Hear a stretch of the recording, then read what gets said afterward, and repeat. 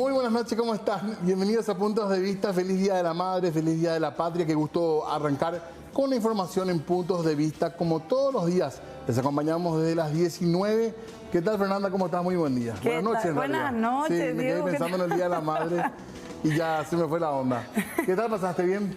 Bien, ¿qué tal, ¿Hubo visita o...? Sí, claro que sí. ¿O ayer ya se cumplió con todo la...? No, hoy estuvimos reunidos. De visita, exactamente. Estoy un poquito mal de la garganta ya desde ayer, desde un poquito antes. Así que el saludo también para todas las mamis que nos están viendo, que están disfrutando de este día. Que sigan de esa manera disfrutando de estas últimas horas de este día, 15 de mayo, 19 con 4 minutitos, una jornada muy, pero muy bella, jornada en la que estuvimos recordando a todas nuestras a las madres, sí, a las abuelas también de por ahí, hay muchos abuela membú. Muchísimo. Sí, así que el saludo también para las abuelas que cumplen ese doble rol, que nos están acompañando aquí por C9N, bienvenidas también a la programación habitual.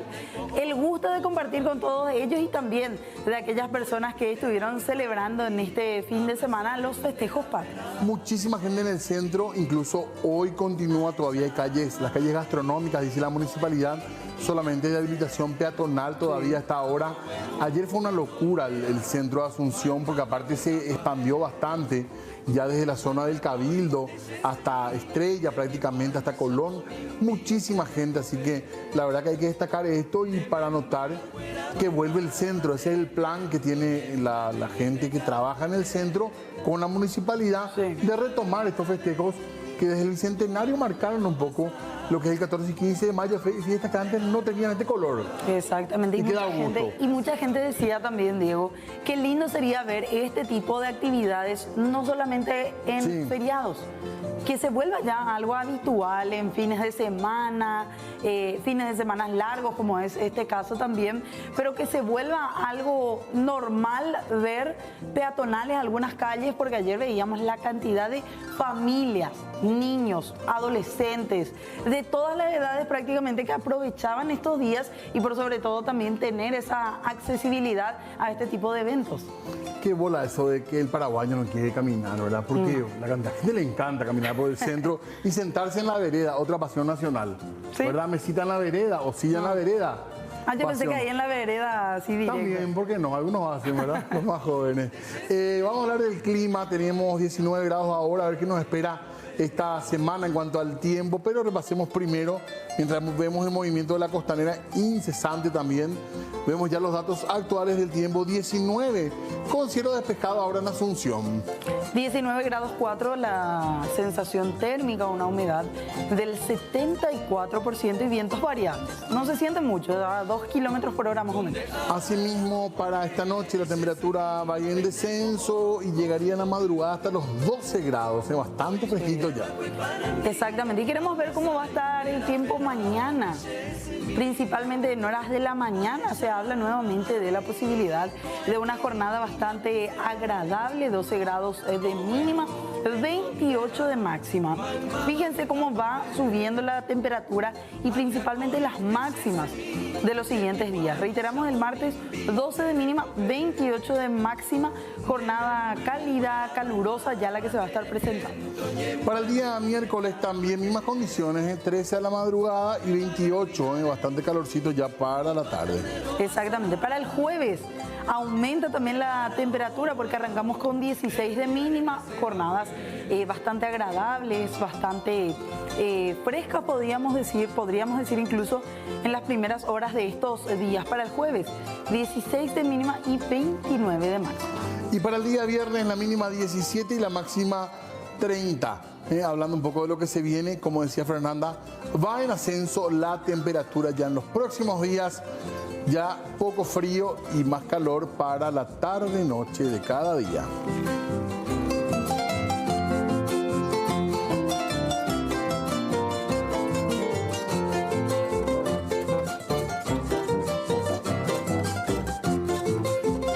Ya arrancamos con la información, les decíamos en esta noche para hablar del tema transporte público y atención con esto porque habló el viceministro del Transporte, Oscar Stark.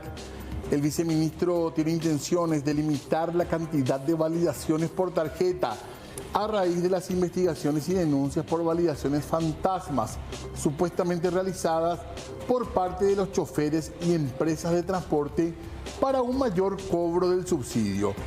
En la actualidad, el número posible es de 10, por lo que se busca reducir ese número, tal como sucede ya con las tarjetas para estudiantes, luego de las denuncias e investigaciones por el cobro de pasajes fantasmas que derivaron en la destitución del ex viceministro Víctor Sánchez y las investigaciones que se están llevando adelante.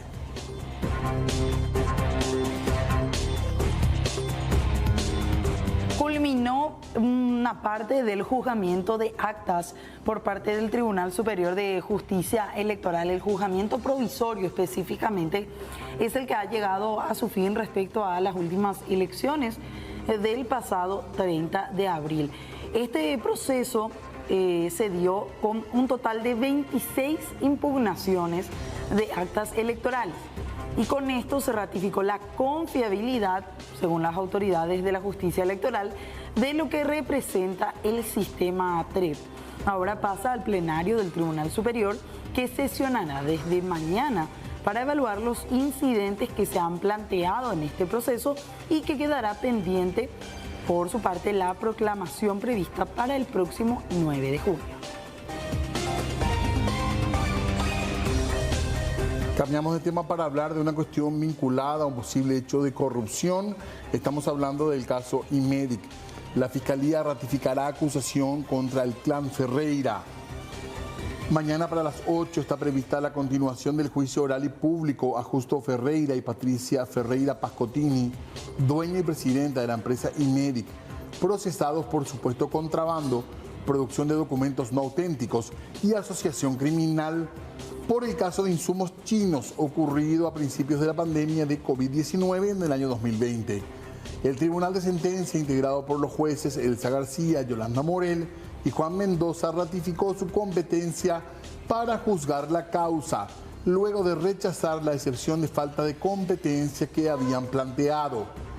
Los representantes legales de los acusados presentarán los recursos de reposición en contra de la resolución del colegiado y en caso de que los jueces ratifiquen la decisión, posteriormente la Fiscalía y la Defensa presentarán alegatos iniciales.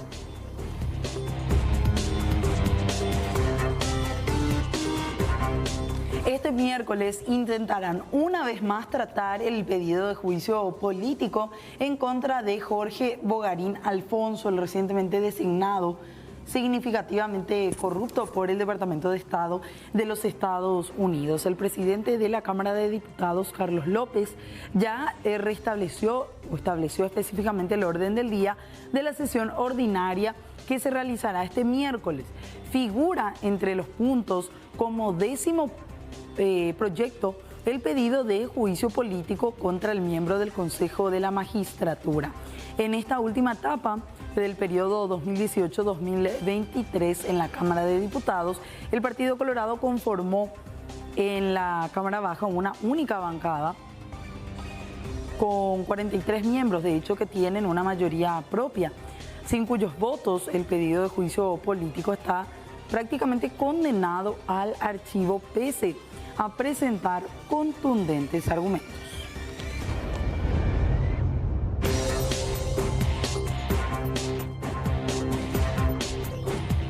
Cambiamos de tema para hablar ahora del caso Bonifacio Ríos, detención con esto que tiene que ver con la Corte Interamericana de Derechos. La Corte Interamericana de Derechos Humanos anunció hoy que el caso del ex ministro Bonifacio Ríos Ábalos, quien había sido denunciado por el Estado, quedó archivado tras el cumplimiento de la sentencia que se impuso al Paraguay. Cabe resaltar que según la resolución de la Corte, el Estado debía en total $525.000 a Ríos por indemnización por no poder volver al cargo, por daños materiales, también costos y gastos administrativos, mientras que los familiares del fallecido Carlos Fernández Gadea debían percibir un total de $295.000 por los mismos conceptos, implicando esto un perjuicio de $820.000 para el gobierno.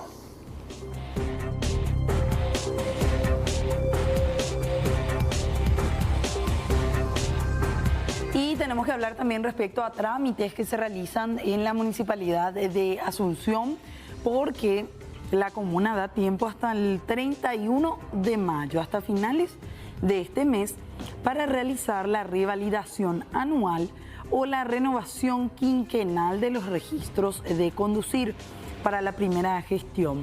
Los ciudadanos pueden acudir a la comuna, a centros municipales y a talleres habilitados por la misma. El costo de este año para la renovación de una licencia de conducir es de 137.000 guaraníes. En ese caso, el trámite solo se realiza en la Dirección de Tránsito de la Municipalidad de Asunción. Mientras tanto, que la revalidación anual, es decir, la aplicación del sticker, lo que antes se conocía como la llamada, lo que tiene que ver con la perforación, tiene un costo de 22.600 guaraníes.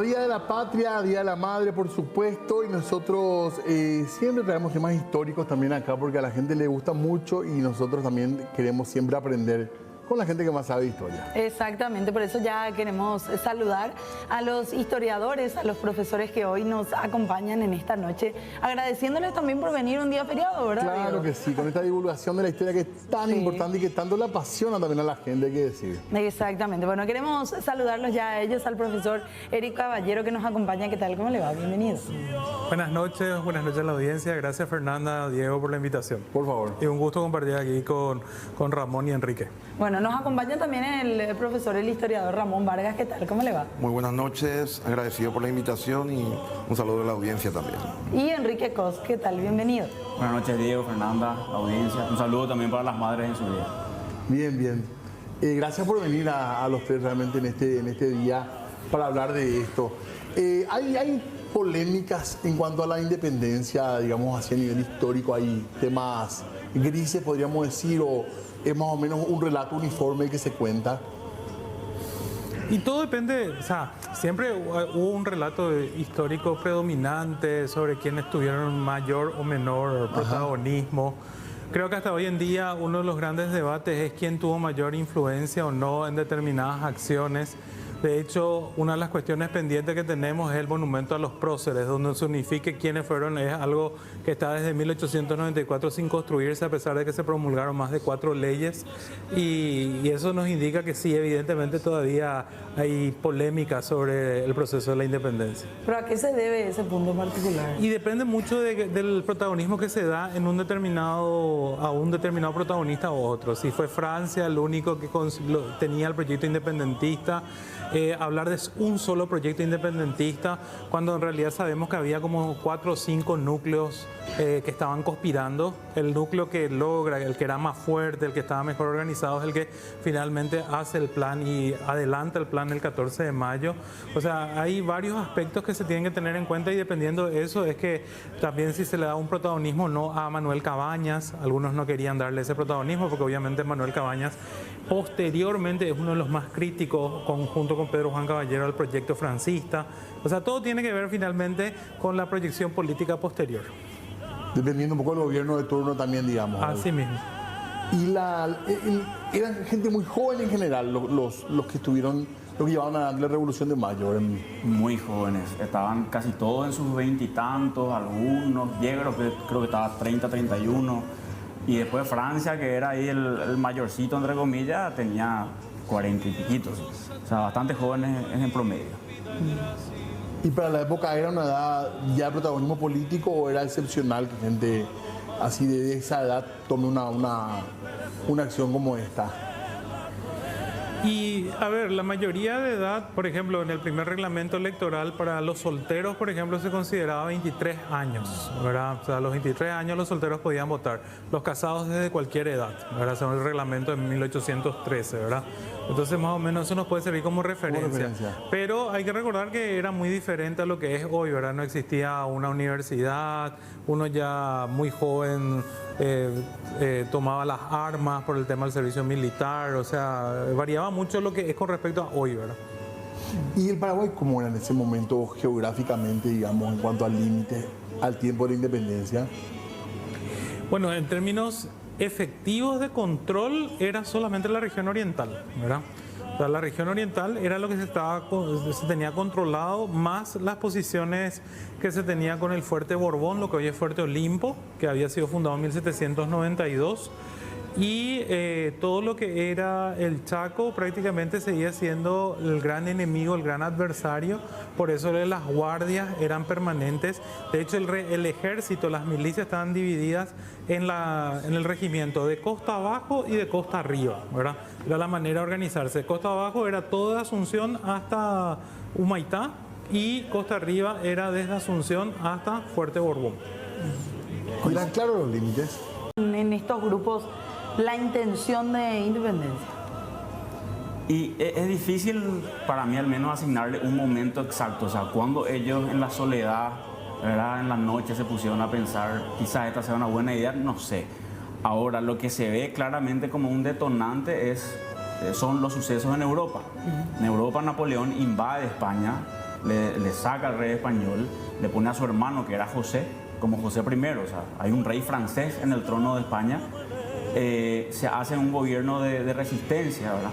Una serie de gobiernos que después terminan todos en la Junta Central de Sevilla, y cuando cae Sevilla, que era la cabeza del gobierno de resistencia, se hace un nuevo gobierno en Cádiz. Y cuando llega esa noticia a América, en distintas partes de Sudamérica dicen, esto ya no va más, ya cayó España, ¿por qué los de Cádiz se van a atribuir la representación del rey? Nosotros gobernamos en nombre del rey, ¿por qué no hacemos eso en Buenos Aires, o en Asunción, o en Caracas? Entonces, esa crisis de legitimidad, no tenemos un rey claro al que obedecer, dice, vamos a hacer gobiernos propios acá. Un antecedente histórico sería luego de la derrota de los comuneros de 1735, que a partir de ahí fue evolucionando ese pensamiento de dejar de lado ese yugo español para tener una línea propia, cosa que tardaron prácticamente cerca de 80 años para que se dé esa situación. Pero como mencionó el profesor Koch, tiene mucho que ver todo eso en lo que fue los antecedentes en la situación europea, básicamente. Cabe destacar que las distintas revoluciones que se dieron a partir de 1809, con el caso de lo que hoy es el territorio boliviano, fueron situaciones como acabaste de preguntar, Diego, jóvenes en todos los casos, jóvenes militares de no más de 25, 27 años, quienes llevaron adelante toda esa, vamos a decir, esa causa emancipadora, como muchos mencionaron. Y también donde aparecen las figuras civiles o los mentores de una u otra manera. En el caso aquí de Paraguay, con la figura de Francia o de la Mora, ya que la gran mayoría de los militares que teníamos en ese entonces no tenían una preparación académica superior, por así decirlo, sino una formación en armas. Una formación en armas, y de ahí militar más que nada. Sí, sí, y de ahí la figura de Francia y de la Mora, que fueron muy importantes para poder dar ese equilibrio para lo que luego fue la gesta de Mayo. Y como había como una idea americana, ¿verdad? De esa cuestión independiente, de separarse, de libertaria. ¿Cómo surge eso, digamos?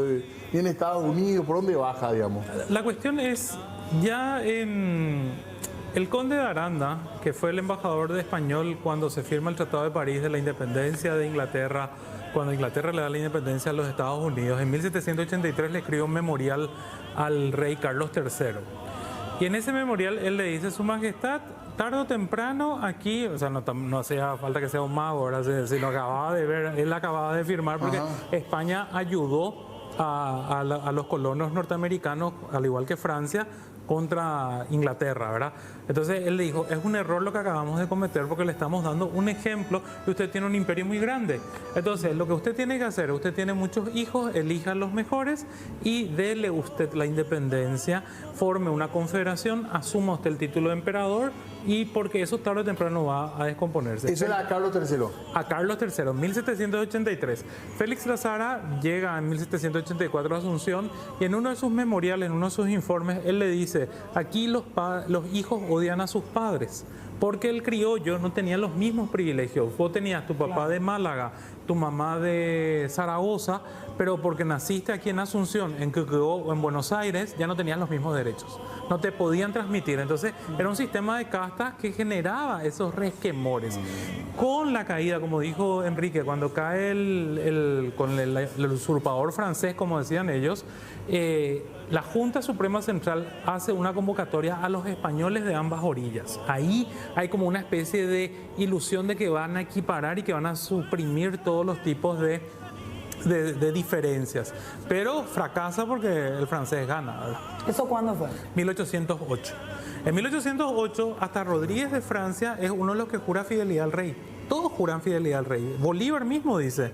Bolívar le entrega a Miranda. Bolívar está entre los que le entrega a Miranda, que es el primero que intenta hacer un proyecto independentista en Venezuela, por ejemplo, Francisco de Miranda. Y posterior a lo que pasó entre el 14 y 15 de mayo aquí en lo que después se convertiría ya en Paraguay, ¿verdad? En el territorio paraguayo como tal, con esta proclamación de la independencia, hubo gente que estuvo en contra, que se mostraba en contra de a quienes hoy conocemos como los próceres de mayo. Y no había una uniformidad absoluta. Y de hecho, una muestra de eso es que en realidad hoy celebramos o conmemoramos el golpe del 15 de mayo de 1811, donde todavía no hubo una declaración explícita de independencia. Claro. ¿Verdad? En la plaza le juraron lealtad al rey Fernando VII, que ellos consideraban que era el verdadero, no el francés. Y se tarda, ¿verdad? De hecho, y no solo acá, en todas partes, en lo que después sería Argentina, ellos conmemoran dos independencias, sí, ¿verdad? Ellos tienen la de mayo de 1810 y después tienen la de julio de 1816. ¿Por qué? Porque recién en 1816 sacan un papelito formal que dice: las Provincias Unidas, que vendría a ser Argentina, son independientes, ¿verdad? Igual que acá en el 42.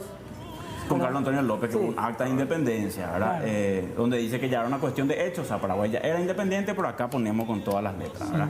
Pero hubo un proceso y algunos le llaman a esto la máscara de Fernando VII, ¿verdad? Que es para prever también una reacción muy fuerte de los españoles o de cualquiera que no quiera un cambio de sistema muy abrupto, como decir, jurarle fidelidad al rey y no, acá no pasa nada, ¿verdad? Le seguimos siendo leales al rey, solamente que, bueno, el rey está preso en Francia, entonces nosotros vamos a gobernar en nombre del rey. Ahora, ¿qué pasa? Pierde Napoleón en Europa, vuelve el rey a España y cuando dice: bueno, muchachos, ya estoy acá,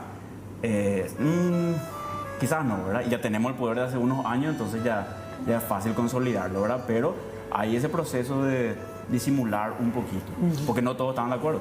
Hubo esa resistencia, por así decir, social. En septiembre de 1811 se descubre una conspiración bastante extendida que tenía bastante dinero, donde estaban involucrados como cabeza el teniente coronel de la Cruz Fernández, Rafael Zavala.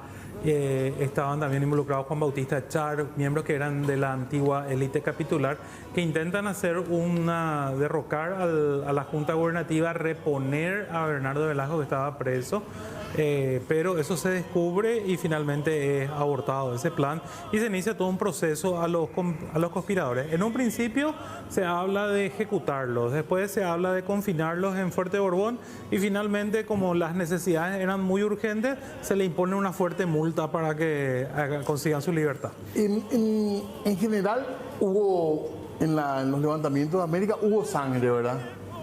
Sí, hubieron guerras de independencia. En un caso. Acá, ¿cómo era ¿por qué ese ambiente acá? ¿Como casi de acuerdo, podríamos decir, o no? Bueno, fue diferente la situación aquí de la provincia del Paraguay por el hecho de que había, vamos a decir, intereses regionales. Cabe destacar de que desde antes de la creación del Virreinato del Río de la Plata, todos los asuntos de esta parte de América se situaban en Asunción. De ahí el dicho que decía que Dios atendía en Asunción en aquel entonces.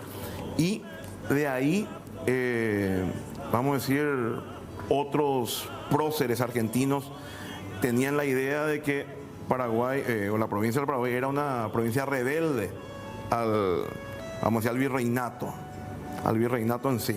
Pero quienes vivían en esta provincia, tal cual como mencionó el profesor Coco hace rato, tanto la provincia del Paraguay y de las misiones, tenían otra visión, y una visión completamente diferente. Hubieron, vamos a decir, batallas, pero no así una guerra de independencia. En el caso de lo que fue Cerro Mbaé, el Cerro Porteño, y lo de Tacuarí, para desalojar las fuerzas de Belgrano, ¿verdad? Que venían con esa cruzada libertadora del Paraguay, pero con una mascarada de invasión para anexar a la provincia a la Junta de Buenos Aires. Yo creo que la geografía también, que muchas veces nos jugó una mala pasada, en este caso contribuyó, porque Paraguay no era un lugar de tránsito de los grandes ejércitos y tampoco era una provincia de mucha presencia española. O sea, en Lima, por ejemplo, que era probablemente la ciudad más importante de la colonia en Sudamérica, el Perú es de los últimos en ser liberado, porque ahí había fuertes intereses de España. Mucho oro. Había mucha plata, sobre todo, ciudades más grandes, ejércitos más grandes. En cambio, en Paraguay no había ninguna guarnición muy grande española, y por acá no se dieron los grandes choques libertadores, digamos, ¿verdad? Y el Paraguay amagó meterse en la guerra de independencia, porque cuando se hace el acuerdo con Buenos Aires el 12 de octubre de 1811, Paraguay y Buenos Aires acuerdan lo siguiente, o sea, una serie de cosas, pero una de ellas, Buenos Aires le dice: mira, nosotros vamos a ir con todo contra los realistas, necesitamos que esto te beneficie a vos también, contribuir con hombres. Dale, dice Paraguay, pero no tenemos muchas armas de fuego, entonces pasanos vos las armas de fuego y nosotros ponemos hombres. Y ahí va a haber un tira y afloje en el que Argentina o Buenos Aires apura: pasame por los hombres que me prometiste, y Paraguay le dice: pasame por las armas, no, los hombres, las armas, los hombres, las armas. Entonces se descompuso un poco la relación por eso y otras cosas, y entonces Paraguay mantiene distancia, ¿verdad? Hubo paraguayos que se fueron como voluntarios, pero el gobierno del Paraguay no mandó nada. ¿Y Velasco quién era y cómo termina Velasco? Velasco es un personaje particular, digamos, ¿no? Velasco forma parte de una familia importante. Nació en Villadiego, la famosa Metomela de Villadiego. Él nació ahí, su padre era cabildante de esa ciudad. Él era un militar prestigioso. Aparentemente estudió en la Academia de Matemáticas. Yo busqué mucho en la Academia de Matemáticas de Barcelona y no está ahí. No sé si en otra academia pudo haber estudiado. En su momento busqué en la Academia Militar de Segovia también los registros y no aparece. No sé dónde pudo haber estudiado. Pero él viene con las galas de ser un militar prestigioso. Y como dijo muy bien Enrique, el tema es que las misiones en ese momento eran estratégicas dentro del plan que tenían los Borbones españoles. Entonces él viene primero como gobernador de las misiones. Como de acá se quejan del gobernador Rivera, entonces la corona dice lo siguiente: bueno, ya que está Velasco ahí, que se haga cargo también del Paraguay. Total, él es un tipo capaz. O sea, ahí está la confianza. O sea, se hizo cargo de 2 provincias en 1806. Ahí vienen las invasiones inglesas. Él va a combatir contra los ingleses, primero a Buenos Aires, después a Montevideo. De hecho, la última guarnición inglesa se rinde ante él. Él tenía el grado militar más elevado. Y después el Cabildo de Asunción le pide que vuelva. Porque acá hubo 2 gobernadores interinos, pero el Cabildo de Asunción le pide que vuelva. O sea, era un gobernador querido. Él sigue conspirando con los portugueses, se le detiene el 9 de junio. En febrero de 1812, la Junta Gubernativa le escribe a la Junta de Buenos Aires y le dice: le queremos expulsar porque Velasco es muy querido y es un problema para nosotros. No lo quieren ejecutar y lo quieren enviar. Dice, tiene 2 sirvientes y un esclavo, no sé qué. Y finalmente no se lo envía. Los Robertson hablan de que ellos estuvieron en una fiesta en la época de la Junta Superior Gubernativa y Velasco está presente con todos los miembros de la Junta, con todos los miembros de la élite asuncena. Y Marimonte lo encuentra todavía en 1822 vivo, como los españoles que Francia, pues para castigarle a los españoles lo que hacía era, les citó a la plaza, les dio 24 horas para pagar una fuerte multa, si no los fusilaba. O sea, ahí está todavía ese clima de violencia revolucionaria. No se llegó a dar porque obviamente se contribuyeron, al que no tenía plata le pedía prestado a su amigo y ponían la plata, porque si no... Se queda acá hasta el... Y aparentemente fallece. Lamentablemente, los libros de entierros de la catedral están prácticamente, varios de los libros de entierro están desaparecidos, así que no podemos saber cuándo es lo que exactamente falleció. Pero falleció acá. Falleció acá, sí. Hablemos un poco de los mitos de la independencia. De esa noche, Sí, quizás. de esa noche, las cosas que muchas veces nos contaban, a lo mejor, sobre todo en las escuelas, en los colegios, se contaban una historia que después me parece que se revisó mucho la historia en Paraguay hace unos años, ¿verdad? Y que me parece que nos enriqueció mucho también a todos. ¿Cuáles son los mitos de eso que solemos repetir a veces y que a lo mejor no son ciertos? Para mí un clásico está esto de que la bandera tricolor viene del ramo de flores. El ramo de flores de Juana de Lara. Sí, Eso no existió. no hay nada que pruebe. Es un nada. simbolismo, no, pero no hay ¿Qué documentación. hizo? ¿Cuál fue el rol de Juana de Lara? Y ella era, ¿cuál era el título exacto? Era Mayordoma. mayordoma de la catedral primitiva de Asunción. Sí, entonces hizo como un rol de mensajera también, ¿verdad? Porque estaba como visto normal que ella vaya y venga a la catedral, ¿verdad? Entonces jugó un poco ese rol logístico o de comunicación. Pero ella sabía todo lo que iba a ocurrir. Sí, y eran, algo que aprovecho para agregar es que la mayoría de estos próceres eran parientes de otro prócer, ¿verdad? Entonces Juana de Lara vivía frente a los Martínez Sáenz, que también eran parientes de Pedro Juan Caballero, ¿verdad? Y varios de los jefes o los oficiales de guardia que estaban en los cuarteles esa noche también eran el cuñado de o el hermano de. Era una revolución de los parientes, de alguna forma, ¿verdad? Eso de Paraguay, país de los amigos, ya no es nuevo. De esa época ya viene. Ya viene. Y bueno, y Juana de Lara entonces era como una mensajera y alguien de confianza porque era vecina y pariente. ¿La Casa de la Independencia realmente era un lugar de reunión o eso es parte de un mito también construido?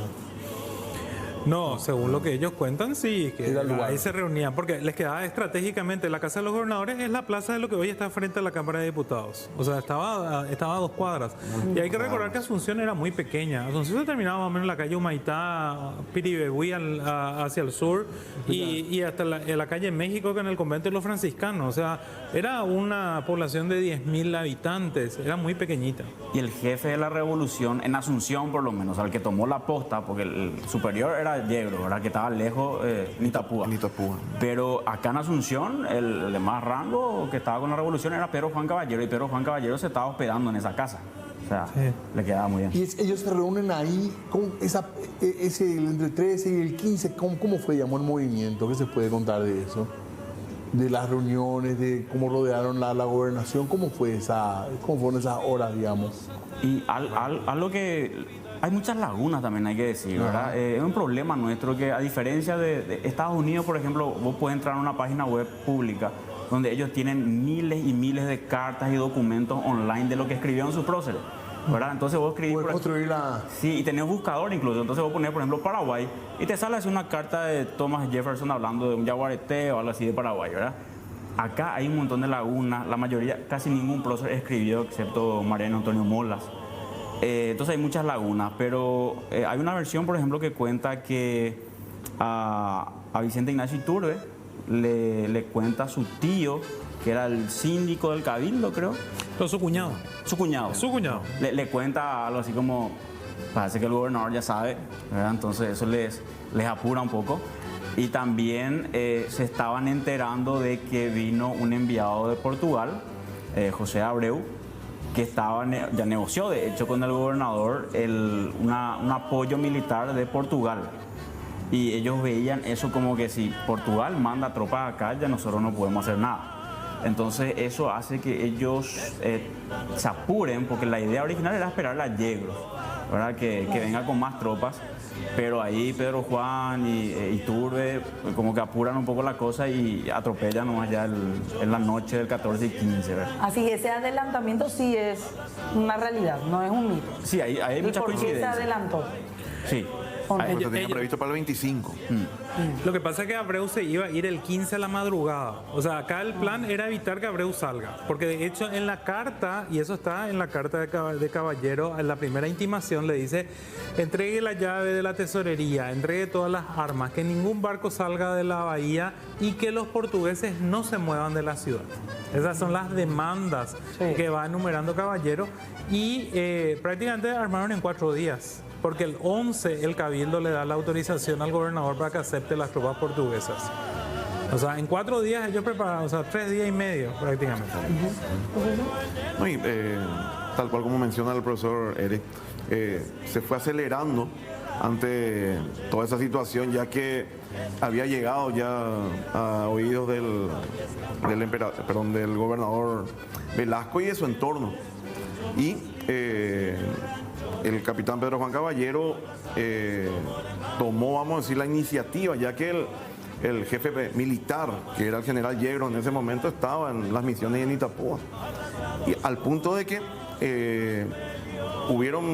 todos fueron partícipes de una u otra manera, en el sentido de doña Juana de Lara con otras matronas ayudaron a repicar las campanas de las distintas parroquias de la Asunción de entonces, o sea, San Roque, la Encarnación, la Catedral Primitiva Metropolitana de Asunción, el caso también de los distintos militares, el caso de Troche, que tomó los cuarteles con un grupo de gente que había venido del interior, como también en el caso de Iturbe, que fue el que iba llevando las misivas toda la madrugada, toda esa madrugada ya del día 15, al punto de que Velasco se negaba, vamos a decir, a aceptar todas las demandas que imponían los patriotas revolucionarios en ese momento. ¿Desde dónde se llevaban esas misivas?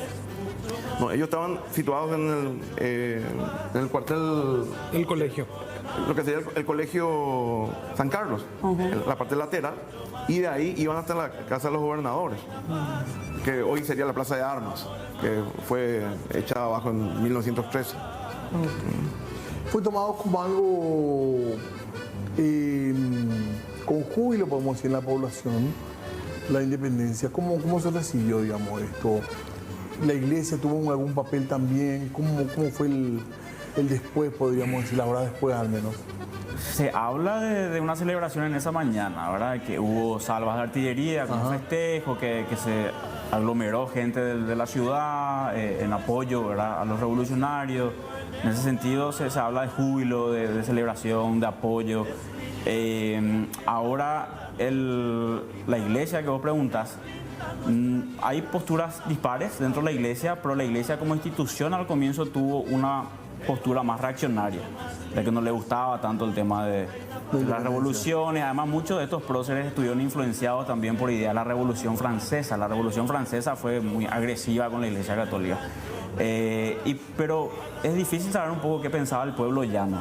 Quizás muchos no sabían gran cosa, porque hay cartas, ¿verdad?, de gente. Había alguien que fue, no me acuerdo el caso en particular, porque fue interrogado y no sabía casi lo que... En Corrientes le preguntaban y no sabía lo que pasó en Asunción. Parece que ahora Diego los manda, ¿verdad? O sea, no entendía mucho la cuestión, ¿verdad? O sea, no habrá sido fácil. Primero, hay que pensar que la mayoría de la población era analfabeta.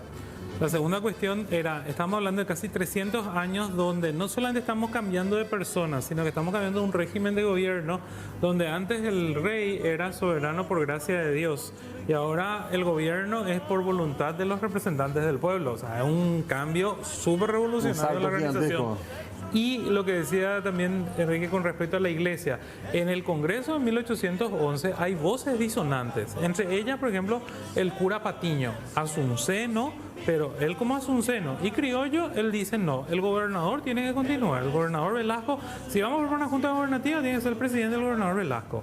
Y uno diría, bueno, entonces no todos estaban a favor de la revolución, ¿verdad? Porque obviamente algunos por A o B motivo estaban queriendo que permanezca, dice, después había otros que, por ejemplo, Juan Bautista Echar dice, no, vamos a esperar a ver qué pasa en España y cuando vengan las noticias, entonces vamos a mantener nomás este status quo.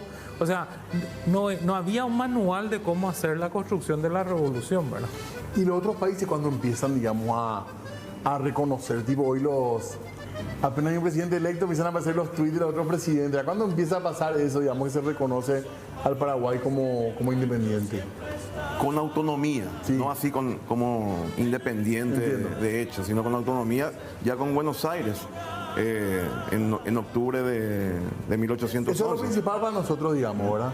Buenos Aires. Sí, ahí vamos a decir, ellos aceptan la autonomía de la provincia. Y sobre la pregunta que había hecho la compañera hace un momento, ese proceso independentista que se inicia un día como hoy hace 212 años, que culminaría con la proclamación de la República de ese 12 de octubre de 1813 y convirtiendo al Paraguay en la primera república de esta parte del continente.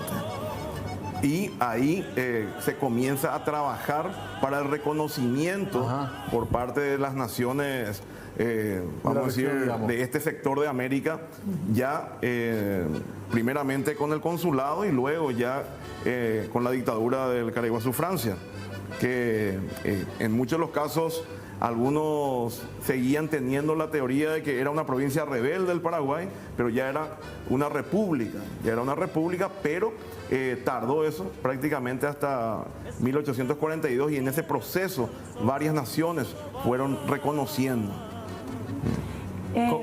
Quería agregar nomás, como reconocimiento formal, los primeros casos se dan en la década de 1840.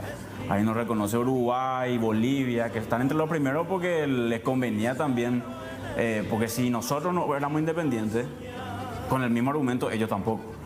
Entonces nos reconocen. Brasil es un reconocimiento importante porque es el gigante de la región y por conveniencia, porque el gran objetivo brasileño era como que sabotearla a Buenos Aires. Entonces le sacás Paraguay a lo que va a ser Argentina, nos reconoce la independencia ya por 1844 y el más importante, como dijeron, Argentina, ¿verdad? En 1852. O sea, mucho tarda. Claro, nosotros fuimos... mil diferencias entre los ejemplos que doy, pero a modo didáctico, por decirlo de alguna forma, nosotros fuimos el Taiwán de Argentina, ¿verdad? Siendo Argentina China. Éramos como una provincia rebelde, pero que de facto era independiente, tenía sus propias autoridades. Y Carlos Antonio López es el que rompe esa situación un poco rara y dice explícitamente, no, nosotros somos independientes. Y ahí vienen algunos reconocimientos. Y cuando Argentina reconoce en 1852, el resto del mundo ya, bueno, si Argentina, que es el que pelea la independencia paraguaya, dice que sí, nosotros también. En 1880 recién España reconoce la independencia de Paraguay. Fue uno de los últimos países en ser hispanoamericanos en ser reconocido por de quien supuestamente hoy celebramos la independencia de España, pero España recién hasta 1880 bajo el gobierno de Cándido Vareiro se firma el tratado en Buenos Aires. Y otra cuestión que también es importante entender, que eso es fundamental, o sea, el proceso de construcción de lo que hoy es el Estado Nacional, de todo lo que significa, fue un proceso bastante lento, ¿verdad? Y ante todo, el problema fundamental era el problema del comercio. O sea, el punto central del reconocimiento de la independencia también tendría que ver con la libre navegación de los ríos, que hasta hoy en día sigue siendo nuestro principal problema. La mayor parte de nuestras exportaciones e importaciones pasan por los ríos.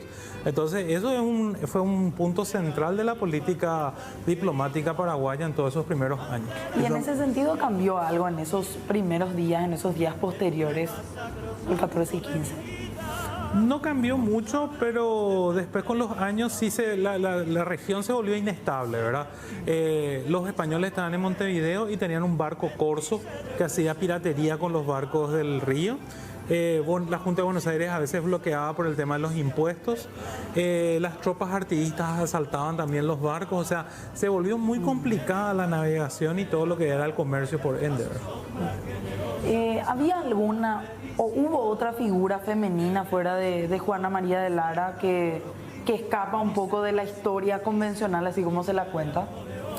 Y hay que decir que hay muy poco protagonismo femenino por las características de la época, ¿verdad? De hecho, la revolución inicialmente es una revolución más que nada de los militares. Sí. Incluso cuando se forma el primer gobierno, si bien hay civiles, se nota muy bien la influencia de los militares, ¿verdad? Los militares, por ejemplo, presionan para que se le echa a Bogarín de la Junta Gubernativa, ¿verdad? O sea, el cuartel le pide a la autoridad que salga y salen. Yegros es el presidente de la Junta, o sea, se nota que los militares mandan al comienzo. Y las mujeres no estaban en la milicia, ¿verdad? Después la iglesia, que era la otra gran institución, la presencia femenina para cargos secundarios, digamos, ¿verdad? Pero con alguna otra participación. La que yo le ubico como destacada por estar en medio de ese núcleo es la Esperati, que era la esposa de Fulgencio Yegros. Facunda Esperati. ¿Y cuál era la labor específica? Y podemos decir que Facunda Esperati fue nuestra primera dama, ¿verdad? Fue la presidenta, le decían. La primera dama. Ahí sí, la esposa del primer jefe de gobierno. Y también en ese mismo año los portugueses invaden Fuerte Borbón. Entonces ella encabeza una recolección de joyas y de donaciones porque no había dinero para que la tropa vaya a desocupar Fuerte Borbón de la invasión portuguesa. Entonces ella se encarga de organizar eso. Ese podría ser el gran aporte que hizo Facunda al proceso independentista. Paraguay en ese momento ya, digamos, en la independencia tiene un ejército propio, digamos, ¿verdad? O no se puede decir así. Y eran las milicias provinciales. O sea, aquí Aguirre, que fue un demarcador que vino con Azara, decía: Su Majestad, esta es su provincia más militar, porque todos son militares, dice. Así era. Así era. ¿Y la moneda cuándo aparece? La moneda como tal en Paraguay, ¿cuándo se empieza a acuñar moneda o a imprimir? No sé cuál es la palabra correcta. Y con Carlos Antonio López. Con Don Carlos. Don Carlos. O sea que esa es la época que hay que destacar, a lo mejor como la consolidación, se puede decir. Y Carlos Antonio López hacía en su discurso oficial que él era el padre de la patria. Él casi no hacía revolución anterior. Él se hacía figurar. De hecho, el festejo del 14 de mayo era casi anecdótico. En realidad, el festejo que él hacía el día de la independencia bajo el gobierno de los López, el 25 de diciembre, cuando se jura esa independencia, esa ratificación. De 1842. O sea, porque Francia pudo como defenderse más que nada, ¿verdad? Como... Sí. Oye, como menciona el profesor Eric, Don Carlos no mencionaba al padre de la patria, que era Francia, siendo que era su tío. Él, vamos a decir, se atribuía todos los méritos y de hecho tuvo muchos méritos, eso no se puede negar. No se puede negar. ¿Quién es el padre de la patria para hoy? Yo rechazo un poco ese concepto. No, pero hay que decir uno. A mi criterio, el doctor Francia. Sí. Yo diría que el doctor Francia podríamos decirle, si queremos usar un término, el padre del Estado paraguayo. Pues yo no creo que una persona pueda crear una nación. Es algo demasiado grande y complejo como para decir, hoy voy a ser una nación, ¿verdad? Puede ayudar a consolidar la identidad y demás, pero si toda la población paraguaya quería hacer, no sé, invento, chilena, el doctor Francia no iba a poder hacer que seamos paraguayos. Yo creo que yo, por ejemplo, siempre uso en mis clases el término líderes de la independencia. O sea, ¿por qué? Porque es un proceso muy complicado, ¿verdad? Y es un proceso colectivo, ¿verdad? Entonces, ahí también, si bien aparecen las personas que son los líderes, siempre tienen un respaldo. Y hoy sabemos más que nada que ese respaldo es fundamental, ¿verdad? Entonces, ahí, por ejemplo, nos olvidamos, lamentablemente, no tenemos la lista de los 1000 diputados que en 1813 proclamaron la República, solamente tenemos el nombre de la comisión. No tenemos o sea, no podemos olvidar a aquellos congresistas en 1842 que finalmente son los que ratifican, porque ahí también se podría perfectamente decir, ¿sabes que no valió la pena estos 30 años? Nos unimos a la Confederación, también podían tomar esa decisión, ¿verdad? Entonces hay que también rescatar un poco esa cuestión de que finalmente, como dice Enrique, la construcción es una construcción colectiva, ¿verdad? Entonces hay una decisión que aparecen las cabezas, pero la construcción es finalmente de quienes apoyaban esos proyectos políticos, ¿verdad? Volviendo un poco a lo que decía Enrique también, y adjuntando con esto, ¿se escribía o se documentaba poco o se perdieron documentos en medio de todo este proceso? Porque hablaban de las cartas. Muy pocos de los que hoy conocemos como los próceres escribían, documentaban, o se perdieron algunos de esos archivos, como por ejemplo no tener hoy día el nombre de esos primeros diputados, por ejemplo. Algunas cosas no hay, pero sí hay mucha documentación oficial, o sea, del Estado, de los distintos gobiernos que pasaron. Solamente el doctor Francia, se publicó unos volúmenes que tienen miles de documentos escritos por el doctor Francia, desde cosas muy importantes hasta decirle a un funcionario menor, pasarle una vaca a tal maestro para que... pero correspondencia privada, lo que hay muy poca o casi nula, ¿verdad? Y que eso enriquece, porque vos no decís lo mismo en un documento público, ¿verdad? Lo que hoy sería que el presidente se suba a la tarima y haga un discurso para los medios, a lo que dice en privado, ¿verdad? Que sí tenemos mucho en otros países. Yo por lo menos no conozco mucha correspondencia privada. ¿Qué se puede recomendar como material de lectura de este tema, el tema de independencia? Libros nacionales o extranjeros, textos que ustedes crean que pueden ayudar como para conocer un poco más a la gente en general. A mí me gusta mucho un libro de Julio César Chávez que se llama Relaciones entre el Paraguay y Buenos Aires, 1811-1813.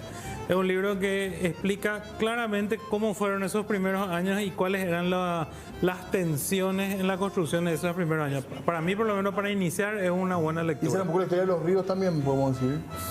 Sí. Lo que estaba mencionando. Sobre trato diplomático, claro. ¿Sabes? Porque nuestra gran falencia a lo largo de 212 años fue el factor diplomático. Siempre tuvimos malos diplomáticos de una u otra manera para ciertas negociaciones que a la larga perjudicaron a la nación, ¿verdad? Pero el material que menciona el profesor Eric es válido por el hecho de que habla sobre la diplomacia con Buenos Aires y también en enorme medida el tema de las demarcaciones. A quien se anime a profundizar un poco más, yo se les suelo recomendar ir también a la gente de la época que escribió, ¿verdad? Tenemos a Mariano Antonio Molas, que escribió Descripción de la provincia del Paraguay, que es el único prócer que escribió, ¿verdad? O sea, él más o menos sabe lo que está hablando. Después le tenemos a los hermanos Robertson, que le citó varias veces acá al profesor, que fueron unos comerciantes ingleses que escribieron relatos muy interesantes, por ejemplo lo de la fiesta, donde le encontraron a Velasco, que Fernando de la Mora era muy buen bailarín, cuentan que, ¿verdad? Así que esos relatos primarios como lo de los Robertson o Mariano Antonio Mola son para mí muy recomendables.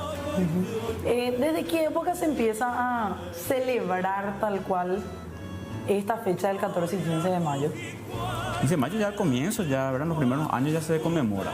Los primeros años. Francia, obviamente como Francia no tuvo mucho protagonismo, creo que hablan de una sola vez que él hizo un desfile militar y después prácticamente no celebró. Carlos Antonio López celebraba el 14 de mayo, pero la fiesta principal era el 25 de diciembre, el día de la jura, porque el 25 de diciembre de 1842 a las 6 de la mañana en todos los pueblos del Paraguay se juró la independencia, cosa que no se hizo con la República, por ejemplo.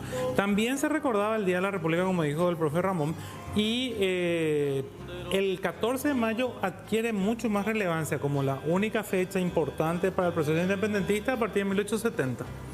El 22 de abril de 1812, estando la Junta Superior Gubernativa, decretan que el 15 de mayo sería nuestra fecha patria, pero también ya en el siglo XX, cuando asume el poder Albino Jara, en 1911, en enero de 1911, él, vamos a decir, impone de que la futura fecha patria sea el 12 de octubre.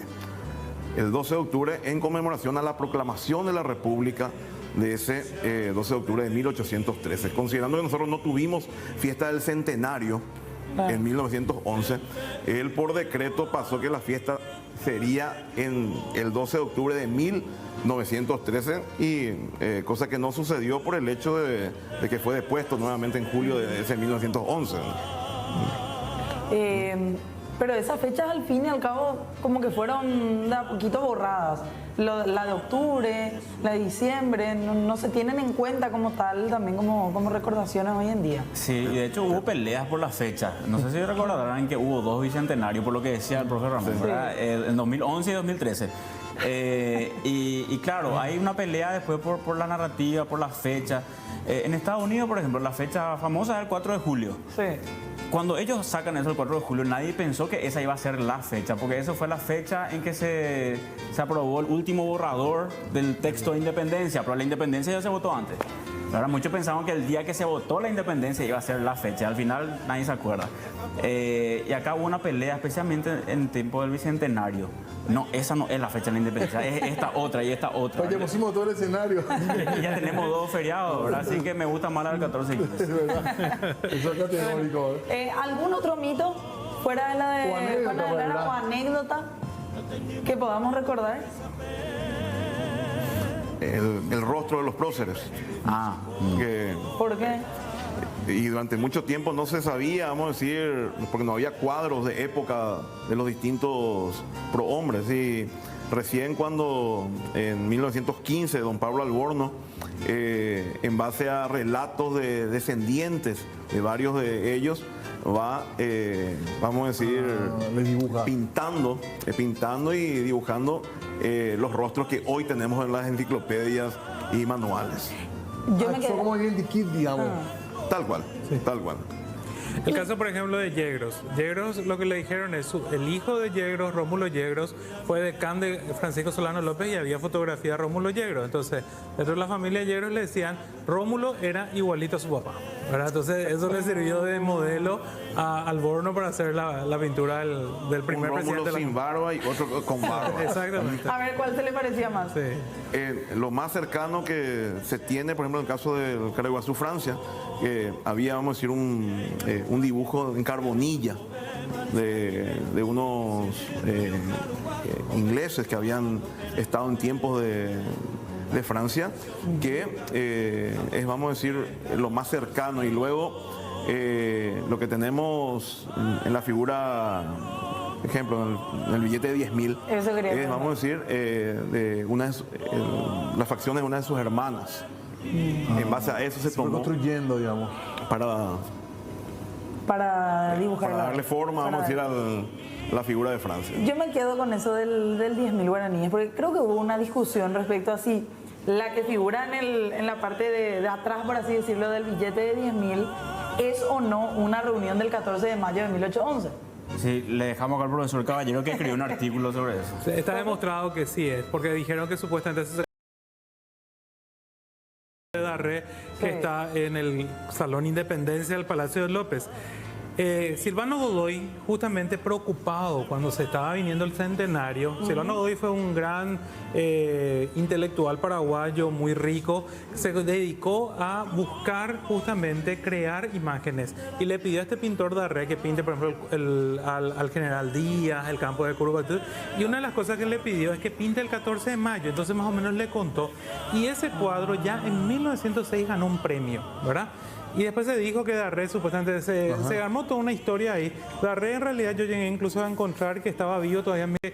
Como justamente dice Ramón, tenemos una cultura oral, ¿verdad? Entonces yo creo que el medio de ustedes nos permite esto de llegar a la gran audiencia y poder refrescar un poco eso que a veces nos olvidamos. Debe ser el área academia que más se inscribe en Paraguay, debe ser la historia. Ahora, creo que después del bicentenario hubo como un resurgimiento editorial también, ¿verdad? Muy importante. Yo no sé si si esto termina llegando a toda la gente, pero hay material realmente, ¿verdad? Si uno... Hay bastante. De difundir también un poco, ¿verdad? Hay bastante y se tiene que llegar otra vez esa historia a nuestra gente. El tema en los colegios y escuelas es un tema pendiente que tenemos que hablar en algún momento también. Así Y la próxima fecha es el 12 de junio. El 12, él está anotando las preguntas para el 12 de junio. Que es lunes de vuelta. Bueno, Enrique, Ramón, muchísimas gracias por Gracias, muy amable. A ustedes por la invitación, agradecido. Gracias. Hacemos pausa. Ya volvemos enseguida. Las situaciones que se dan en general del punto quizá más caliente de estas elecciones.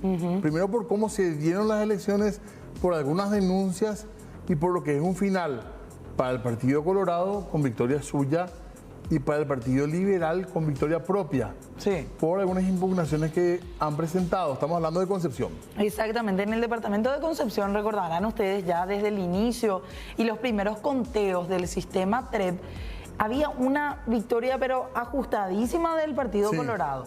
Muy poca diferencia de votos, hubo impugnaciones también en todo este proceso que devino ya después del 30 de abril y por eso estamos aquí con el invitado de esta noche que es Eliseo Ullari. Él es candidato o fue en su momento ya candidato a gobernador por el Partido Liberal. ¿Qué tal, Eliseo? ¿Cómo le va? Muy buenas noches. Bienvenido. Para ambos, para vos, Diego, para toda la audiencia, los televidentes. Y efectivamente, así como están contando, está bastante tenso y eso ya arrancó justo el día del juzgamiento, o sea, del día del conteo. Ya desde ese día estuvimos... Ustedes como PLRA manejan que ganaron las elecciones. Así es. Nosotros ganamos las elecciones ese día, tuvimos los votos. Lastimosamente se descubrieron algunos fraudes de ellas. En total prácticamente se presentaron 88, pero las que pudimos nosotros demostrar son 9, las que teníamos cómo justificar. Eso es lo que nosotros presentamos, las impugnaciones correspondientes. Y bueno, eso se hizo el día domingo, recién después de prácticamente 14 días angustiantes. Y bueno, ahí se elevó a la máxima autoridad, que son los ministros, quienes están encargados de juzgar esa impugnación. El Partido Colorado celebra ya la victoria en la gobernación de Concepción a esta hora. El Partido Colorado, por supuesto, tiene muchos medios y ellos hacen lo correspondiente, ¿verdad? Como cualquiera que quiere instalar. Yo tengo entendido que ellos se están avalando de algo que es fraudulento. Si vamos al caso nosotros de computarse como nosotros presentamos, nosotros somos los que ganamos también. No tenemos nomás la capacidad de tener todos los medios haciendo el mismo lobby que ellos hacen de instalar. Al contrario, inclusive le sumaron más votos ahora sin ninguna impugnación ni nada, ¿verdad? El juzgamiento, mejor dicho, el sistema TREP al inicio con los ajustes daba 28 votos de diferencia, ¿verdad? Al principio dio 28 y hay que hacer una pequeña historia. Ese día paró por más de 2 horas para dar la última mesa y antes que el TREP cargue o que se transmita o que se pueda ver en los celulares, el equipo ya festejó dónde y cómo. Tanto es así que esa mesa fue, gracias a ellos, se supo dónde fue cargado. Y eso se presentó y tenemos todas las pruebas. O sea, es la mesa donde si uno ve ahí los famosos sobres y uno corrobora en el momento de contar el sobre 2, se recurre al sobre 3, resulta ser que estaba de tal manera y bueno, en el juzgamiento cuando eso se impugnó, el día domingo apareció también de la misma manera. ¿De qué manera estaba el sobre? ¿Cuál era la falencia que tenía? Escrito en números, en el sobre 2, 121, en letras 121, 121. En el sobre 3, cuando se recurrió en Concepción, de la misma manera, no el certificado. El certificado hablaba de 221. Hay un audio de la intendenta del lugar donde se hizo esta votación, que inclusive el audio dice que la candidata fue a buscar el aparato que se vota, los certificados, etcétera, y que los primeros 100 días se le iba a otorgar a ella gracias a los 100 votos. Por supuesto, nosotros presentamos con todas las evidencias la impugnación, se abrió el sobre 1 acá en Asunción el día domingo y efectivamente está con números 121 y en letras 121, o sea, son 3 sobres y la adjudican el error humano, ¿verdad? Pero la ley habla de un 10%, uno se puede equivocar hasta un 10%, puede haber una diferencia, o sea, son totalmente demostradas que se tienen que anular. El apoderado en este caso de apellido Almirón, Colorado, dijo, no, están bien los 2-1 que dice el certificado porque nosotros contamos. ¿Y dónde quedamos? No era que no se podía abrir el sobre para contar. Eso está filmado. Ellos dicen que 221 son los votos correctos. Exacto. Cuando que 121 figuran y eso otros se filmó. sobres. Y el presidente lo recordó y le dijo, mira que todo lo que vos decías acá se está filmando y se está pasando en vivo. O sea, ¿cómo puede estar seguro él que hay si él dice que contó? Pero son tantas las irregularidades que hubieron, esas unas de las tantas, ¿verdad? Porque hubieron apoyo del Estado, intendentes que trabajaban a favor, compra de votos, etcétera, etcétera. Nosotros presentamos todas las evidencias posibles, de las cuales 9 son las que pudimos demostrar. Y en ellas creemos que son 3 específicamente de locales de Horqueta y de Puenteciño, que son las más posibles. ¿En qué sentido más posible? Que están demostradas que es totalmente, si eso se llega a afirmar, ¿dónde está la democracia? O sea, el voto del concepcionero, del departamento del paraguayo, ¿dónde va a quedar? En Concepción están con armas a tomar, están manifestándose, de hecho se manifestaron en una oportunidad, no fue pagado, no fue convocado por ninguna autoridad, inclusive un monseñor de apellido Cabello acompañó esa manifestación ese día martes, fue multitudinaria y resulta ser de que esa gente no cree prácticamente en querer votar nuevamente. ¿Por qué? Por los audios que recorrieron y por todas las evidencias. Perdón, Gonzalo, para volver nomás a avanzar luego sobre la charla, ustedes sostienen que hubo fraude. Claro. ¿Y puedes decir, por favor, de qué manera el fraude, si puedes reiterar, por favor? Y una de ellas, la más demostrable, es esta. Votaron, son 3 actas. Y tienen que firmar presidente y en 3 le pueden llamar acta, expediente, sobre. Está corroborado que por ese lugar pasaron 121 personas, ya sea frente a Guazú, etcétera, etcétera. Votantes. Se recurrió cuando se vio que el certificado estaba con otro número, porque hay otros casos, ¿verdad? Pero es el más demostrable, al tercer sobre, y resulta ser que estaba como el sobre 2. Y uno tuvo que esperar 14 días para que se abra el día domingo el sobre 1. Y también está de la misma manera. Pero en el certificado dice 221. El certificado dice 221 y la ley habla de un 10% que uno se puede hacer de un error humano. Y quiso salvar el apoderado Colorado, en este caso que estuvo presente, dijo no, eso está bien y corresponde porque nosotros contamos los votos. ¿Y dónde quedamos entonces si todo esto se basó? Esta es la democracia que quieren, ¿verdad? Si no dejan contar, porque todo esto se basó en que no se puede revisar. El juzgamiento definitivo ya se cerró, Eliseo. El juzgamiento definitivo se cerró y se pasó a la máxima instancia, al pleno de los 3 ministros, quienes deberían de deliberar y decir qué es lo que corresponde. Y en este juzgamiento definitivo incluso ampliaron ya la cantidad de votos, no es por 28. Hablan de 42 votos de diferencia entre usted y la candidata del Partido Colorado. El TSJE no emitió absolutamente nada hasta ahora. Ahora mismo la diferencia es de 18 votos para dejar así como está presente. Una vez que el Tribunal Superior de Justicia Electoral emita, sabremos realmente. Creo yo, tengo mucha fe, estoy confiado, soy joven, creo que la justicia funciona, que el Paraguay funciona, que la democracia existe. Y bueno, Concepción y el Paraguay quiere saber qué es lo que van a decir. En manos de estos ministros está el futuro prácticamente de la justicia electoral. Y si esto va a ser muy avergonzante de que lo que yo le estoy contando, que dice la ley, no se pueda tapar el sol, como se dice, con una mano y quieran taparlo, va a ser muy evidente. Hay otro caso donde no es legible. ¿Cómo uno puede cargar los votos en una mesa? Para volver a entender, el certificado está ilegible para presidente, para senado, para todas las candidaturas que le emitieron al al Partido Liberal, Concertación, al Colorado, etcétera, AB, hasta la Z, y se volvieron a abrir los sobres. En el sobre 2 dice una cosa, ¿verdad? ¿Me explico? Sí. Entonces, ¿qué es lo que hicieron? Bueno, vamos a recurrir al certificado que ellos tienen. Y ellos presentaron, estamos hablando de los Colorados, su certificado como respaldo y era ilegible también. Eso no se puede, por ley dice, o sea, ¿cómo vos decís que podés justificar un número? Si la ley solamente habla de que tiene que estar escrito, bueno, en fin. ¿Y cuál es el siguiente paso? ¿Cuál sería? Perdón, porque creo que ya te referiste a esto, pero para entender bien nomás. Ahora, ¿qué se espera, digamos, qué esperan ustedes? Nosotros esperamos que la máxima instancia... Se resuelvan las impugnaciones. Se tienen que resolver las impugnaciones. El pueblo, Concepción, la gente está esperando. Nosotros, los paraguayos, yo me considero una persona joven, queremos transparencia. Por supuesto que si hay transparencia, todo va a caminar sobre rieles. ¿Quién quiere esto para el Paraguay?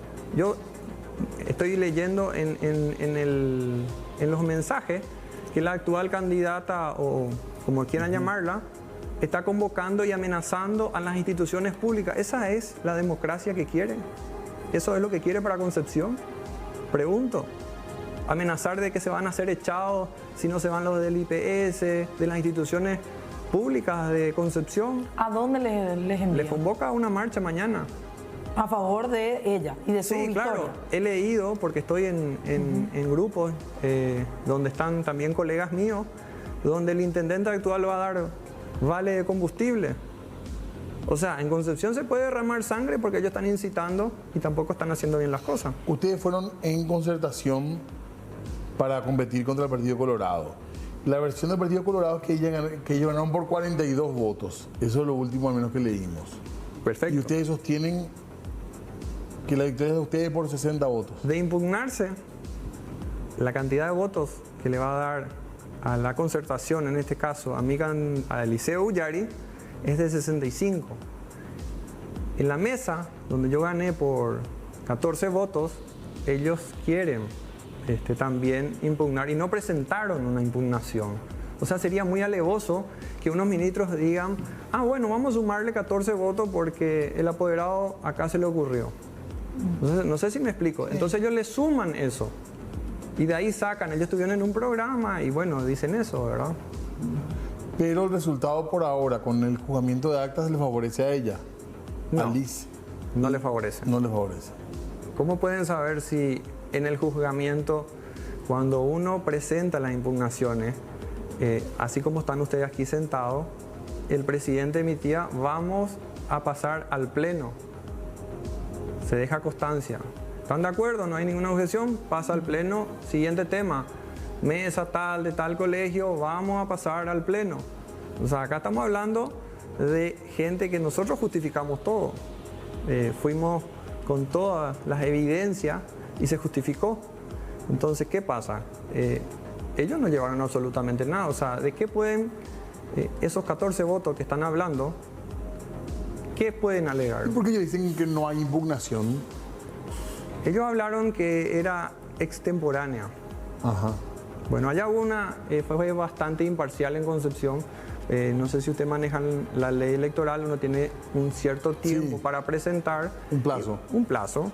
Y bueno, una de las personas que estaba ahí era del partido afín a ellos y bueno, nos quiso recibir y tuvimos que presentarnos con 2 escribanos. Pero los ministros aceptaron y bueno, eso se aceptó y se decidió que iban a entrar. Por eso se realizó el día domingo la apertura de los sobre 1 de esas mesas por cual se presentaron las impugnaciones. Está muy caliente el clima en general, digamos, en Concepción. ¿Hay lugares específicamente calientes? Está muy caliente. A mí me gustaría responsabilizarle de parte de ellos si ocurre algo, porque yo particularmente teniendo la oportunidad de usar mis redes sociales y convocar o también de decir, bueno, vamos a darle vale de combustible, alguna cosa, yo no lo estoy haciendo. Sin embargo, ellos están haciendo, están incitando a la violencia y Concepción, repito, los jóvenes que acompañaron este sufragio se sienten agraviados y decepcionados en la manera en que se dio. Pararon por más de 2 horas, por una mesa, y cantaron antes que el tren cargue y dijeron... Victoria de esa mesa. Claro, se sabía perfectamente y es la mesa que tiene problemas. ¿Qué es de qué zona? Puenteciño.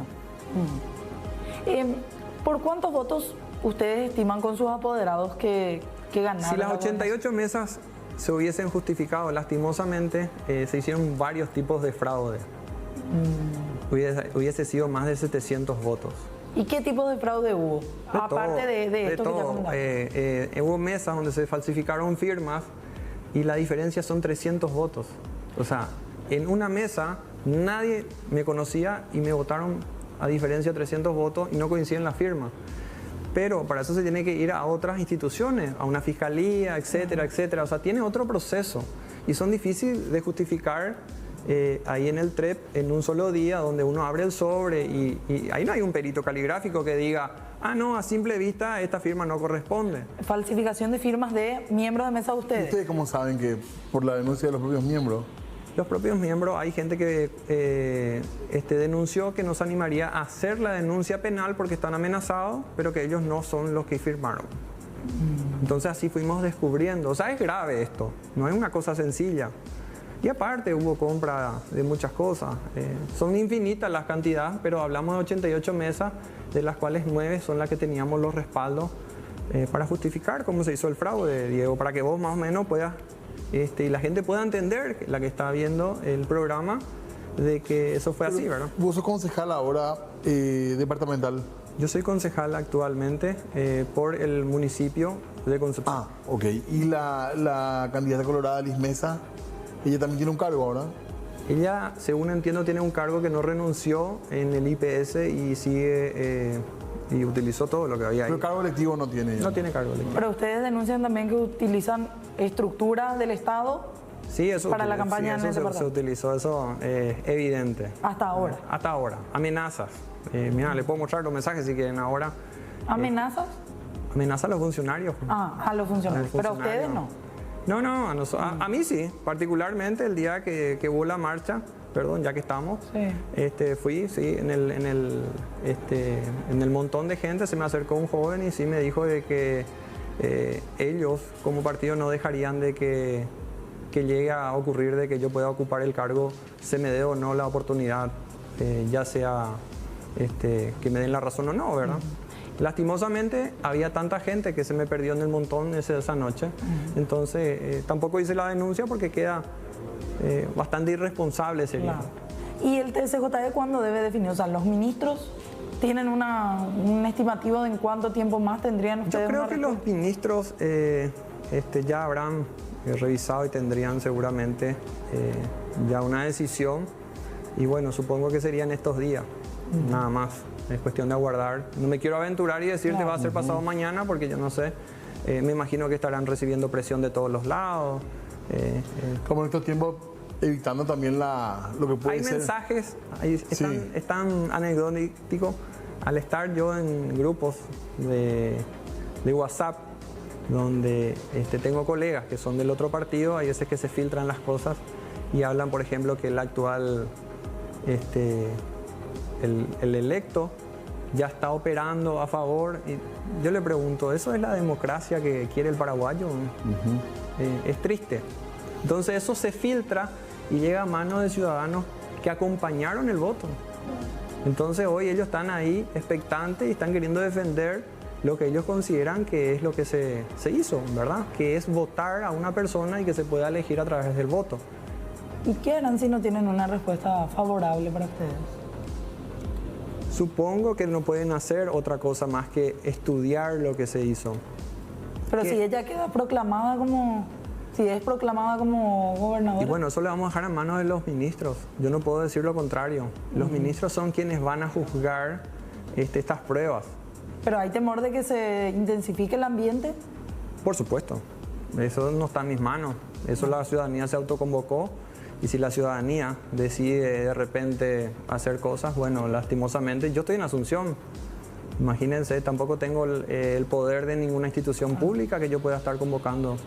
Yo tengo fe de que los ministros tienen la sabiduría. Pero en cancha de ellos está, reforzando nomás también lo que preguntaba Fernanda, está en cancha de ellos, de los ministros ahora. En cancha de los ministros. Para ustedes, pero ellos creen que ya no hay nada que resolver. ¿Quiénes? Los colorados. Sí, ellos creen que no hay más nada que resolver. Si los ministros, con las pruebas que nosotros presentamos, va a ser bastante alevoso, Diego.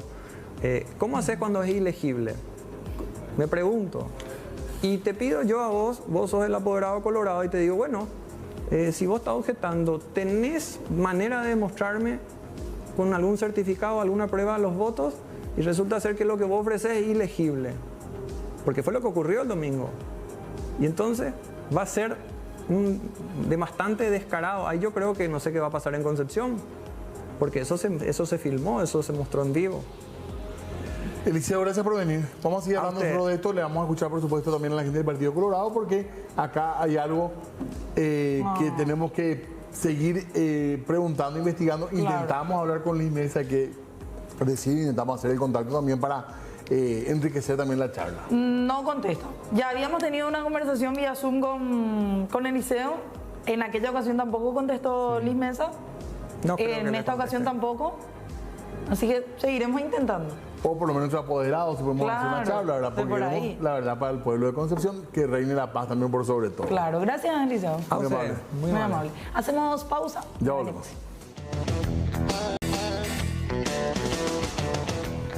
Muy bien, seguimos nosotros informando en esta noche de 15 de mayo, 20:41. Vamos a tener un poco de fresco un par de días, después va en ascenso la temperatura. Exactamente. Bueno, y seguimos con más informaciones. Tampoco, y el Día de la Madre no dijiste nada, ni un saludo a tu mamá. Pero si vengo a celebrar con ella. No contaste el regalo, el viernes te hiciste una misteriosa. Contá, ¿con qué le regalaste a tu mamá? En segunditos. En segunditos, ¿no querés contar? ¿Por qué no querés contar? Sí, quiero contar. Porque fue un abrazo, fue algo así, ¿verdad? Fue mucho amor. El cariño. Está bien, eso es lo que más quiero. Fue un regalo en conjunto. Con los hermanos. Con los hermanos. La vaquita. Sí. Es el clásico. Claro, nosotros también. Enseguida te voy a preguntar. Yo igual me corté solo después para quedar mejor todavía. Ay, esos son los peores. Que te dicen, vamos a comprar todos juntos, un regalo grande, bien lindo ya para mamá, y después vienen apareciendo con algo más. Yo después me corté solo. Pero vamos a hablar de la información que es lo importante en esta noche, porque nos metemos de vuelta al Tribunal Superior de Justicia Electoral. Hay amenazas y hay denuncias, podríamos decir. Sí.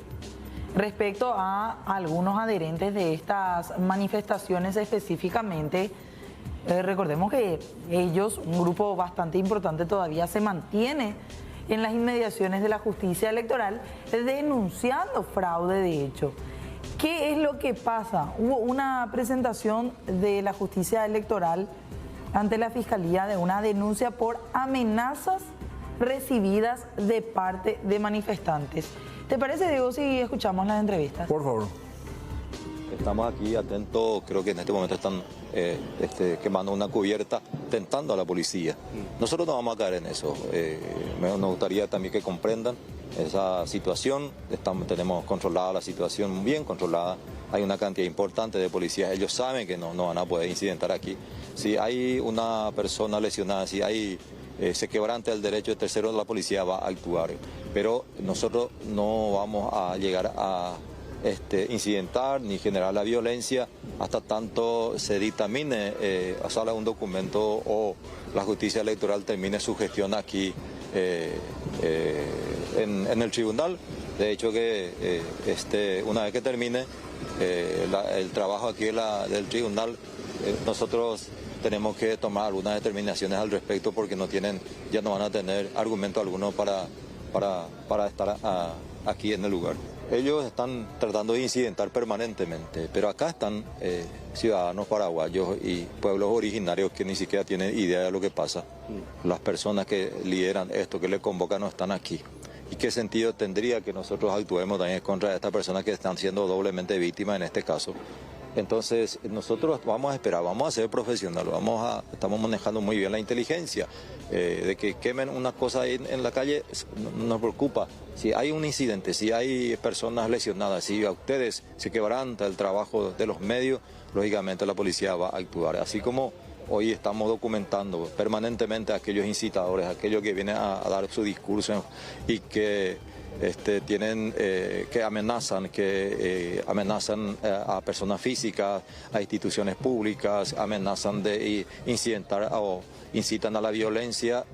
Un grupo ya están con orden de detención. Hay otro grupo que la policía identificó incluso a través de las redes sociales que están saliendo también la captura de aquellas personas y que tarde o temprano tendrán que responder ante la justicia. Están bastante desorganizados, muchos de ellos, más de la mitad son indígenas, no saben bien para qué están acá ellos. Si hablan con con sus referentes, van a saber que no tienen idea de por qué están acá.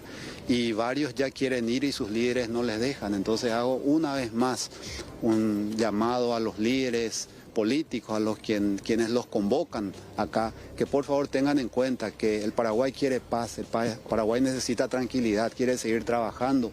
Se acercó recién a nosotros una señora que vive acá y tiene un negocio. Hace 10 días tiene que estar cerrado su negocio, su comercio, está perdiendo muchísimo, el supermercado, la estación de servicios. La gente que vive acá está pasando mal y eso no merece nadie. El paraguayo no merece nada, no merece eso. Merece lo mejor, merece paz, tranquilidad para seguir trabajando y desarrollando el Paraguay. Es lo que le pedimos a los líderes también. La Policía Nacional está a la espera de la decisión del Tribunal Superior de Justicia Electoral. Una vez que eso se determine, entonces se va a aplicar lo que corresponda, como corresponda y haciendo todo lo posible para no recurrir al uso de la violencia pública. Pero si es necesario, así será. Bueno, cambiamos de tema, también vinculado a la seguridad. Pudo haber casi, estuvimos cerca de una desgracia según la policía, de un hecho de violencia fuerte, sicariato típico, mafias que buscan a un hombre y estaban listos para accionar con armas largas, una organización impresionante. De hecho decían que iban a cometer este plan de sicariato en algunos de los eventos masivos que estuvieron ocurriendo, y uno en particular en Asunción este fin de semana. Es probablemente una de las fiestas más populares que hay o más, que más suena en cuanto a organización y demás de esta fiesta. El retrovisor. El retrovisor. Va muchísima gente, se espera, no quedan entradas, se revenden incluso las entradas. Y ahí iban a golpear. Lo cierto y lo concreto es que durante la madrugada del sábado, la policía, en conjunto con la fiscalía en un operativo, logró desbaratar una parte de todo un equipo logístico que se estaba preparando para ejecutar nada más y nada menos que un plan de sicariato en Asunción. En esta fiesta que ya mencionábamos, se logró allanar una casa cercana, de hecho, al lugar en donde estaba ocurriendo este evento, zona del Yat, inmediaciones ya, de hecho, el dúplex que fue allanado fue ubicado en la ciudad de Lambaré, en esa zona entre Asunción y Lambaré, y se da la detención de 3 personas, brasileros todos ellos. Lo cierto y concreto es que forman parte de un grupo mucho más amplio, decían los miembros de la policía, que iban a perpetrar este ataque en contra, supuestamente, de alias Cachorrón. Así mismo, lo estaban buscando en teoría, es un tema que tiene que ver con facciones de mafia, de drogas también, y esto que es terrible, ¿verdad? Armas modificadas, equipos tácticos, cayeron 3, se cree que son más, se habla de 7, van a una casa, y no estamos hablando de refugios ni búnker, no. Lugares muy conocidos, de mucho tránsito, de mucha gente, querían golpear una fiesta hiper concurrida. Estamos hablando entonces de una situación gravísima que la policía logra desbaratar, un plan de sicariato. Pensaban golpear fuerte en Asunción. Escuchamos lo que mencionaba y los avances que detallaba el día de hoy también el ministro Federico González.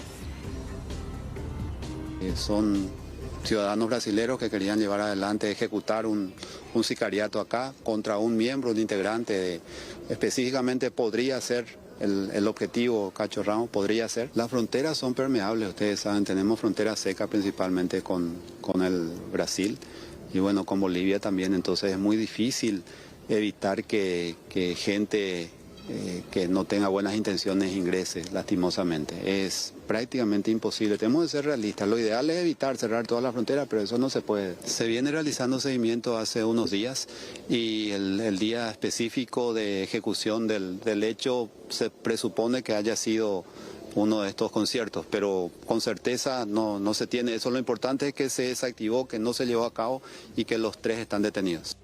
Bueno, y dicen, ya escuchábamos parte de lo que mencionaba el ministro, ¿están ellos teniendo algún tipo de cooperación también para desbaratar este tipo de grupos de crimen organizado? Exactamente, atención con esto porque debería continuar la investigación y tendrían que saltar más datos y más nombres también con respecto a esta situación. Ahora cambiamos de tema para hablar de otra cuestión vinculada a un niño. Sí.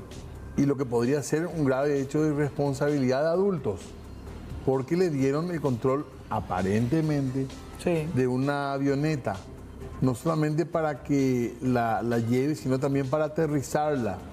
Esto se está investigando, la DINAC tiene que tomar cartas en el asunto porque podría ser un hecho de irresponsabilidad bastante grave. Exactamente, el director de la DINAC, Félix Canazagua, ya aseguró que una vez que tomaron conocimiento ellos como autoridad aeronáutica, inmediatamente se realizó y se inició una investigación respecto a este video de un niño estando a quien le dan supuestamente el mando de una aeronave.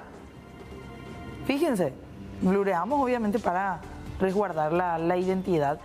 Aseguró él que buscarán identificar al adulto responsable que realizó el video, que realizó esta acción bastante temeraria también, y asimismo la Fiscalía se encuentra realizando la investigación. El fiscal Silvio Alegre de la Unidad Penal de Luque ya envió un oficio al presidente de la DINAC para solicitarle un informe completo sobre el caso. Según el Código Penal, tiene un plazo de 48 horas para rendirle un informe pormenorizado el presidente de la DINAC a la Fiscalía.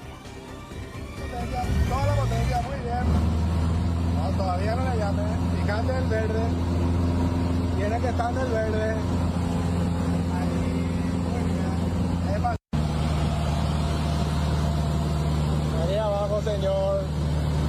Saca el acelerador.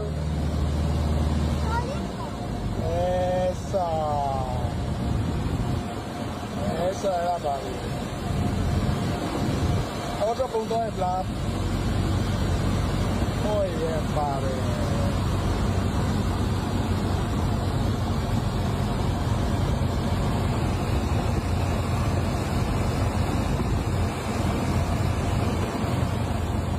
¿Estás leyendo algún libro en este momento? No, ninguno. Nunca leí. ¿Por qué no estás leyendo ningún libro? Porque no tengo. No tengo libro. Porque no tengo libro. Ya les dimos calzados. Ahora queremos ayudarles a caminar un poco mejor. A volar, a sentir, a disfrutar, a vivir uno de los mejores momentos y adoptar uno de los mejores hábitos. ¿Te gustaría tener más libros? Sí, me gustaría tener. Te pedimos que dones libros nuevos o usados. Pueden ser textos escolares, libros de cuentos, historias que sabes que le van a servir, les van a entretener y sobre todo les va a enseñar. Nuestro sueño es que 50 escuelas humildes tengan su biblioteca con cientos de libros. Y como sabemos, los sueños se hacen realidad, como en los buenos libros. Bueno, que estábamos hablando de historia, ¿verdad? Un texto de historia ideal para los chicos y los jóvenes. Así que seguimos recibiendo los libros para luego entregar y poner en mando a los chicos. Yo ya hice mi aporte. ¿Sí? Sí. Yo todavía. Me faltan algunos. Sí, ya regalé. Hoy mi mamá ya me retó, me dijo, lleva todos los libros que tenemos acá. ¿Y trajiste libros lindos, Fernanda? Traje uno sobre la independencia y algunos otros más. Ah, excelente. Justo a tono. Acorde, a tono. Excelente. Bueno, vamos a cumplir también nosotros nuestra parte, ¿verdad? Sí, señor. Bueno, ustedes también pueden seguir acercando sus donaciones aquí al Sistema Nacional de Televisión, al local de bomberos voluntarios, los famosos bomberos amarillos más cercanos que tengan, al cuartel de ellos pueden acercarlos, también a cualquier sede de Uninorte o al Club de Leones más cercano. Excelente. Nosotros nos quedamos pendientes porque ya llega Federico Franco. Sí, señor. En minutitos, a las 21 horas, inicia Diálogo Franco. Hasta mañana en nuestra parte. Chao, chao.